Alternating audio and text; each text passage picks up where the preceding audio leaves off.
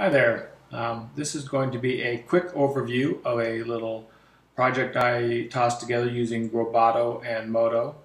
The videoCamoid, a kind of simple stylized video camera.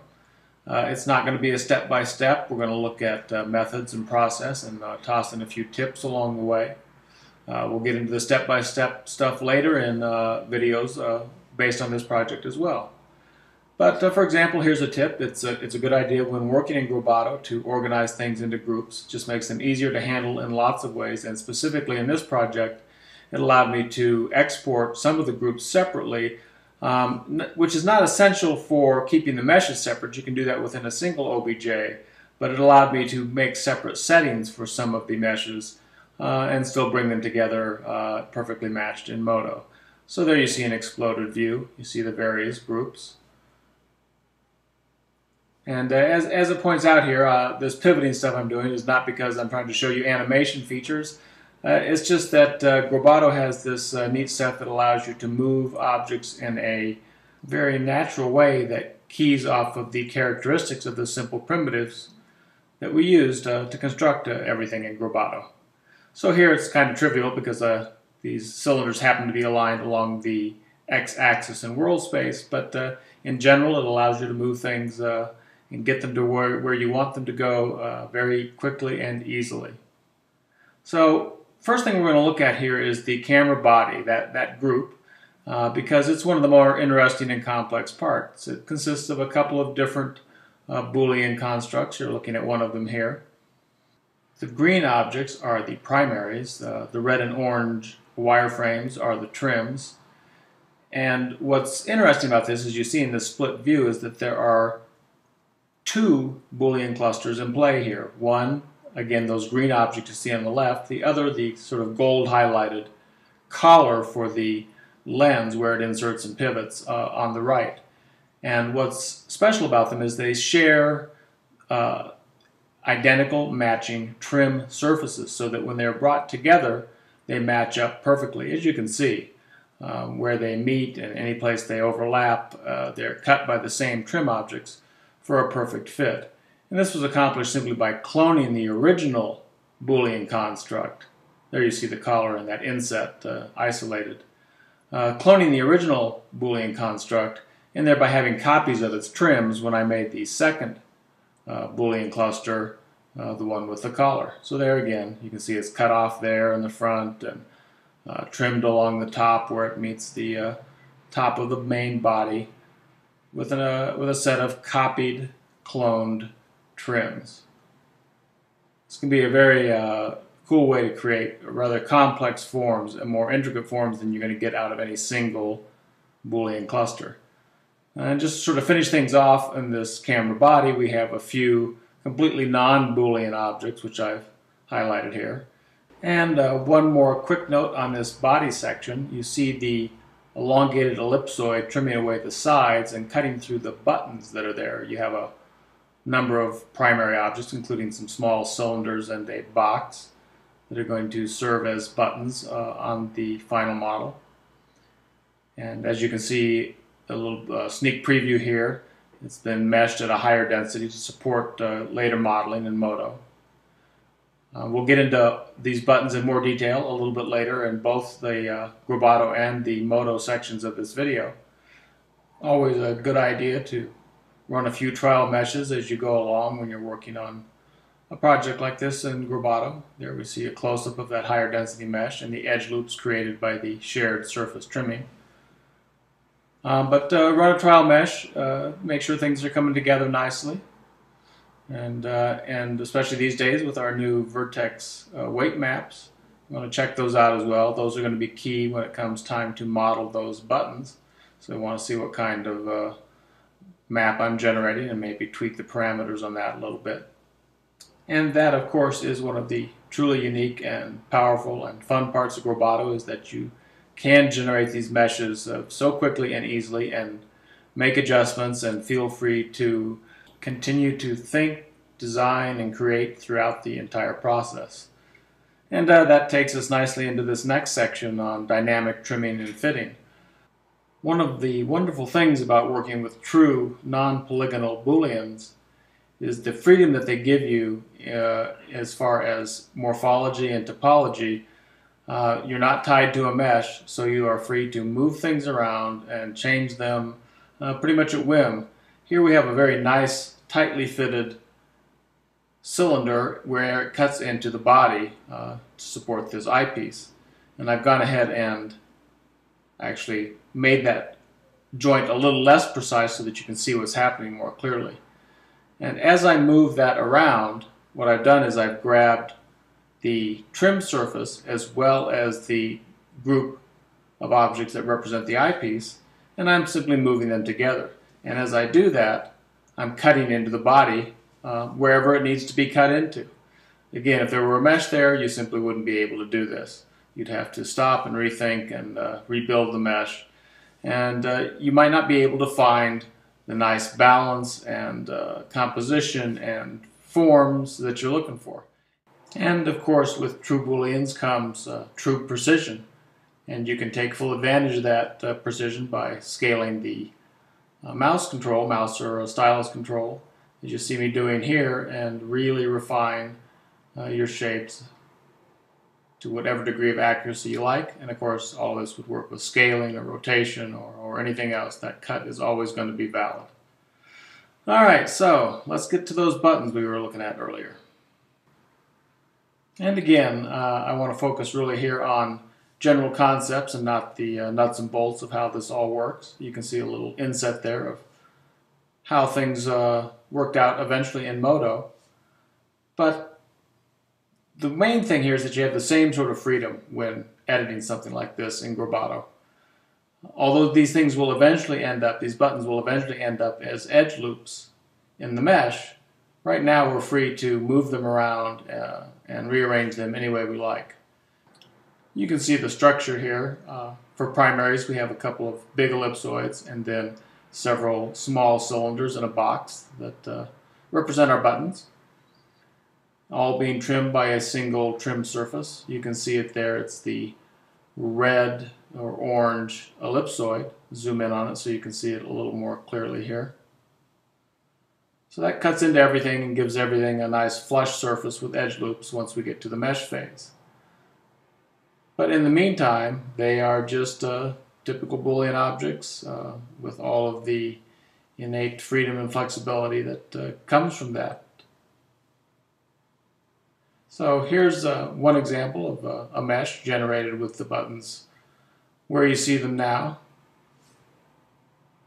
Same mesh we looked at a little bit earlier with a higher density to support modeling not only the buttons, but I might want to put some other details in that sort of control area of the camera. But here's the fun part. When we're back with our Boolean primitives, I can select, say, the square button, and I can just slide it around on that surface and reposition it any way I like. And I could leave this any old place and generate a new mesh. Even weird places like you saw up there at the top where it was only being partly trimmed. Really wouldn't matter. Just another example of the liberating creative freedom that you get out of this true Boolean based system. So go ahead and generate another mesh, and there you can see no problem. Button in a new location. And now on to one more thing we want to look at on the GroBoto side, and that is this lens hood Boolean cluster. It's actually two Boolean clusters. As many of you have discovered by now, GroBoto's Boolean engine is a little bit different than the classic ones that you may have dealt with in the past. And it has some limitations, but it has strengths that more than overcome those limitations. Limitations we will be eliminating soon, by the way. But sometimes it does require you to think a little bit differently than you might with another Boolean tool, and this is a good example of that. What you see here is that we have two identical clusters. One has been rotated 90 degrees relative to the other. I simply made one and made a copy and rotated it in place to create the final hood for the lens. And there you can see I'm rotating it back so that you can see they are indeed identical. But each cluster itself is quite simple, consisting of just a box and two ellipsoids. One ellipsoid to sort of carve out the center of the box, and another one to create those nice curved, beveled edges and the sort of rounded backside of the lens hood. And you're seeing that set up there over on the right in the modeling tools panel. There's the hyper rod that creates the bevels along with the rounded backside. And the trick here, you can see the green primary there, which is the box. But you also see the gray primary, which is the other cluster. So this red trim that you see here, as well as the ellipsoid that's trimming out the center of the box, are only affecting that green primary. The two boxes otherwise match identically in space, but because our system is so robust, that's absolutely no problem for our meshing engine to handle when you ultimately set out to mesh this thing. So there you see the other cluster. I've now highlighted its primary box in green, and you can see the elongated ellipsoid that carves out the center and goes all the way through and cuts out the sides as well. So that's why you need these two copies to create the complete box-like form. And while all of that may seem like a little bit of extra trouble, I can tell you that if you were to set out to do this with the more traditional Boolean modeler and really get all of the same features and forms that you see here, there would be almost the same number of steps and same number of primitives involved. But it's GroBoto's ability to handle these identical coincident surfaces that makes all of this possible. And now you can see here, when we've meshed this, you can see evidence of those overlapping identical surfaces in these seams, the same seams we were taking advantage of for creating those buttons. Well, in this case, we don't want them. We want our form to be cleaner. So I've gone ahead and turned on the shared surface removal feature, regenerated the mesh, and now you see all of those places where the two identical boxes met and formed seams have now been eliminated, and you have truly only those cuts and trims that you were after in the first place, and a wonderfully elegant, clean form with a nice, clean mesh, which will set up really nicely for further manipulation in Modo. And so here we are in Modo. The model has been imported in two parts, as I mentioned before, so I could use some different seam parameters on the body portion there, and it's also been run through the standard import scripts that you have seen in the other videos and that are available at GroBoto.com. Here I'm using the edge selection set created by one of those scripts, applying Modo's push tool just to create a little definition for some of the edges in the body area there. Also using it to set the CatMill-ROM edge weights to give our edges a little bit more of a crisp quality. You can get a wide range of different kinds of edge effects by using this push tool, selecting different rows from the edge loops provided by GroBoto. You can get very dramatic stuff, very subtle stuff. Here I wanted to go for something quite subtle and simple and crisp. And with that done, we're going to go off and play with these buttons that we set up with the shared Boolean trim surface in GroBoto. We're also going to take advantage of the vertex maps created in GroBoto, the weight maps. But before I start using those, I'm going to show you something simpler. We're just going to do a regular translation of that button that we've selected. And with the edge effects and all, that's not a bad looking little button. But things get more interesting when we start using those weight maps. So I'm going to set one of those up as my fall off now. And with that in place, you can get this nice little dimpled button or a kind of domed raised button. It's kind of a nice effect there. And when playing with this stuff, I will typically switch back and forth between having the weight maps in effect or not, doing scaling, translation, sometimes employing the patch edge strip script that you've also seen in other videos. Right now everything's just being done through the weight map. And really all I'm doing here is just poking around and having fun, seeing what kinds of variation I can get. Remember, all of these just have the same initial setup in GroBoto. but it's fun to see what kind of variety and options you can get out of that. Kind of like that one there, it has a lot of detail, several layers of detail, if you will, around the rim and little channels and insets and whatnot.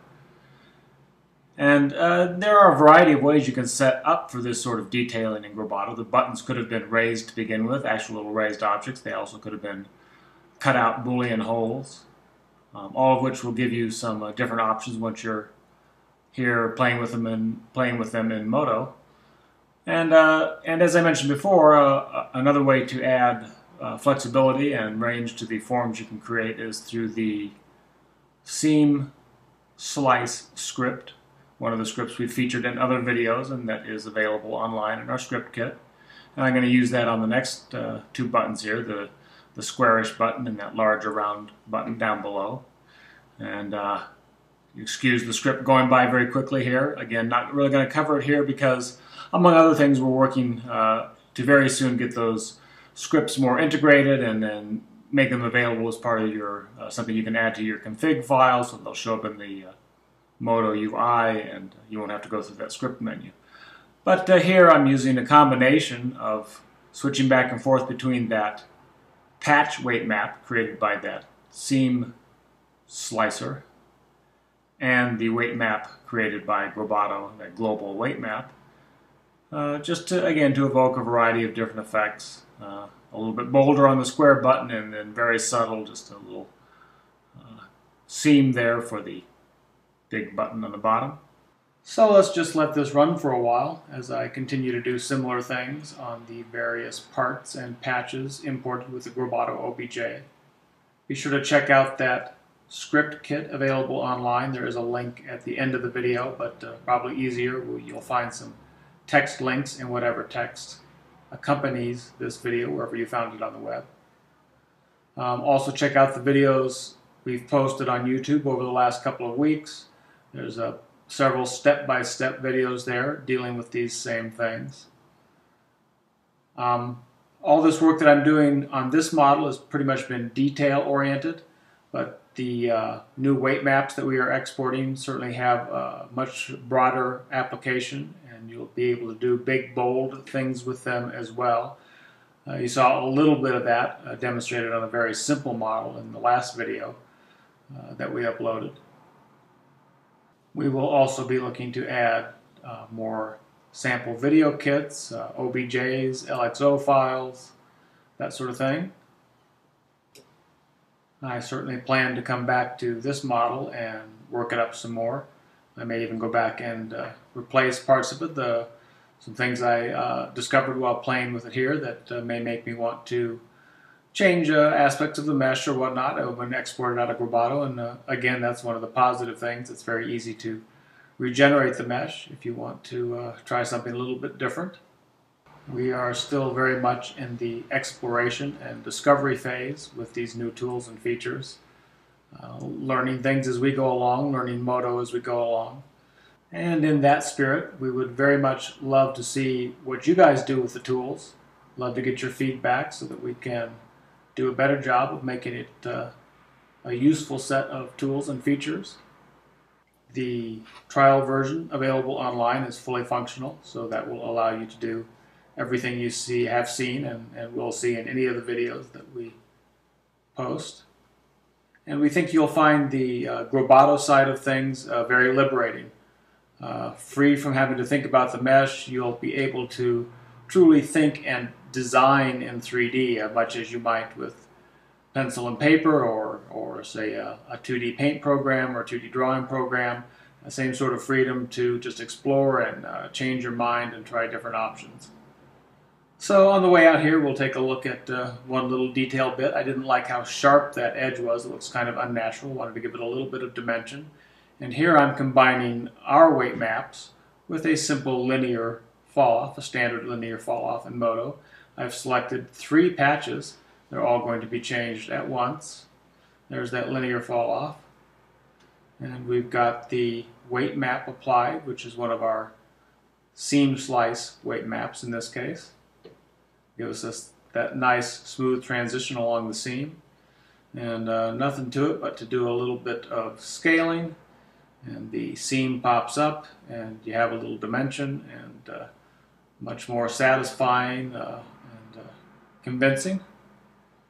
And all in all, pretty happy with the way things are going with this model. Love to take it further, take it all the way through to a full render finish, and I'll certainly show it to you when I do.